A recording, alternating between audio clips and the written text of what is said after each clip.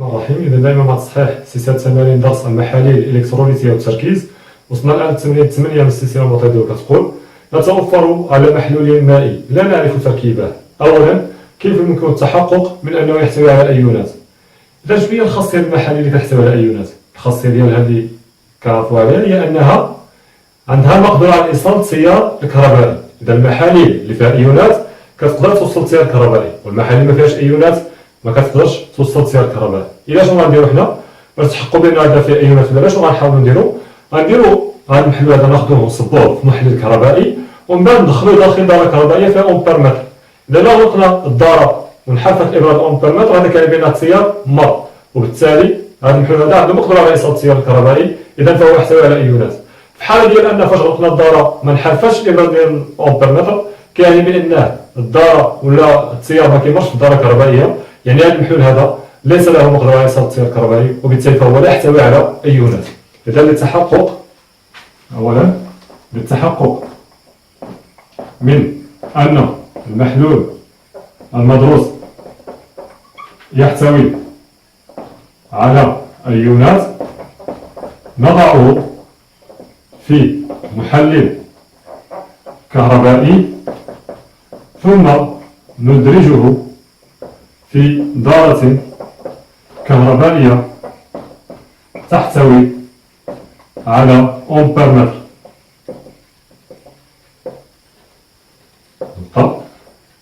ثم نغلق الدارة. إذا انحرفت إبرة الأمبيرمتر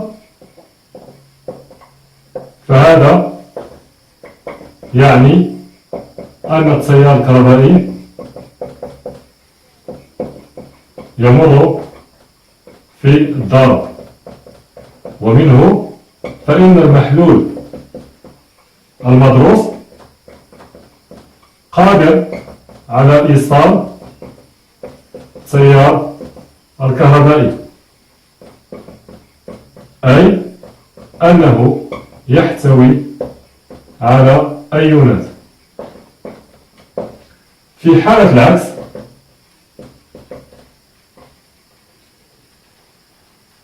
نقول والعكس صحيح.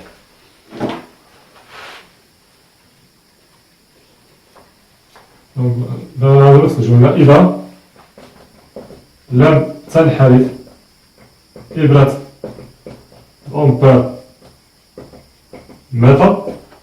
فهذا يعني أن المحلول غير قادر على إيصال التيار الكهربائي،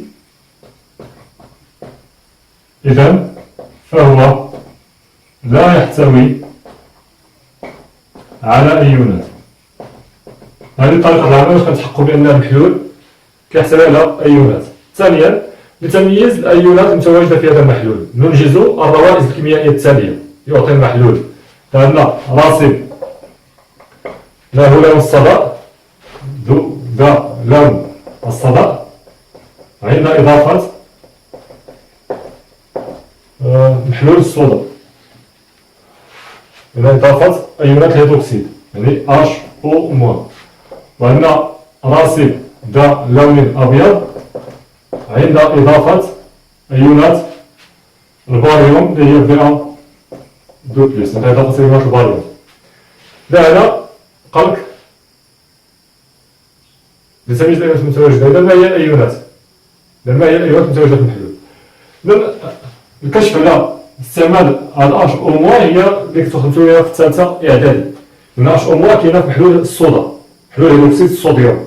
إذا نتوما كنتو كتضيفو محلول هيدروكسيد الصوديوم شي محلول وكيظهر فيه لون أزرق كتقولوا فيه أيونات النحاس الثاني، ظهر فيه لون أخضر كتقول فيه أيونات الحديد الثاني Fe2+، ظهر فيه لون الصدأ كتقول بأن فيه أيونات Fe3+. إذا بما أن هذا المحلول هذا يعطي راصبا ذا لون صدأ عند إضافة أيونات HO- اللي كنا كتواجد محلول بحال كتواجد محلول هيدروكسيد الصوديوم، إذا فهذا المحلول هذا يحتوي على أيونات Fe2+.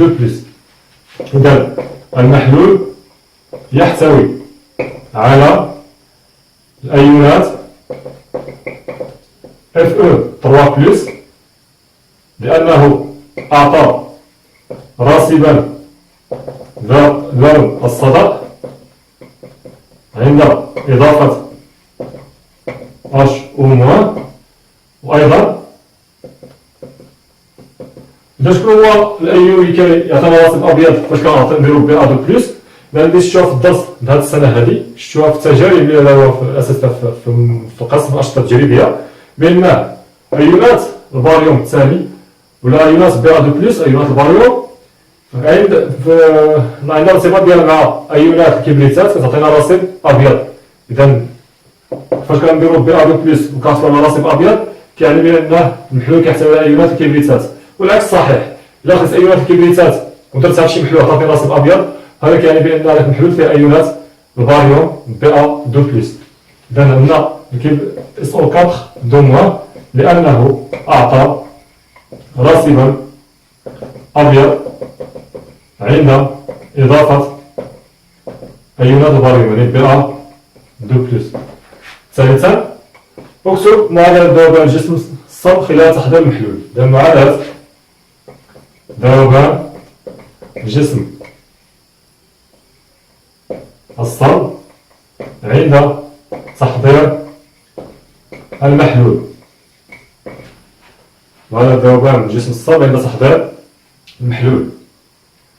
إذا المحلول هذا ولا الجسم هذا المحلول شنو فيه؟ إذا فاش حضرنا المحلول لقينا بأنه كيحتوي على أيونات اف او 3 بلس و اس او 4 دو موان. إذا هاد الأيونات كيحتوي على المحلول راه جات من الجسم اللي قمنا بالإذابة ديالو. إذا نلقاو الصيغة ديال الجسم بعد اللي قمنا بالإذابة ديالو وغنكتبو معادلة الذوبان. إذا هنا الذوبان ديال داك الجسم في الماء عطانا أيونات اف او 3 بلس وأيونات اس او 4 دو موان. إذا شكون هو الجسم الصلب اللي كيتكون من هاد الأيونات هادي؟ غنجيو هنا ونشوفو. إذا عندنا اف او 3 بلس مع اس او 4 دو موان. إذا قلنا هاد العدد الشحنة الموجبة كيهبط هنا تحت هاد الأيون السالب هنا غنكتبو اف او اس او 4. إذا الموجب نديروه هنا، السالب يكون هنا على اليمين. إذا هذا الرقم بعدد الشحنة الموجبة هنا كيهبط لتحت هنا، وعدد الشحنة السالبة كيهبط هنا تحت اف او. إذا هنا إذا جوج. إذا السعر المركب هي اف او 2 اس او 4 3. إذا المركب دو هو اف او 2 اس او 4 3. إذا قدنا الآن الموازنة، إذا هاد الأيونات شحال عندي جوج ديال اف او هنا وحدة، إذا غنضرب في جوج عندي هنا 3 ديال اس او 4. إذا هنا عندي وحدة ديال اس او 4 غنضربو هنا 3. إذا هذه معادلة الذوبان الأيونات مميعة وهذا جسم صلب. إذا هذه معادلة الذوبان ديال اللي حصلنا بها ولا اللي حضرنا بها هذا المحلول هذا.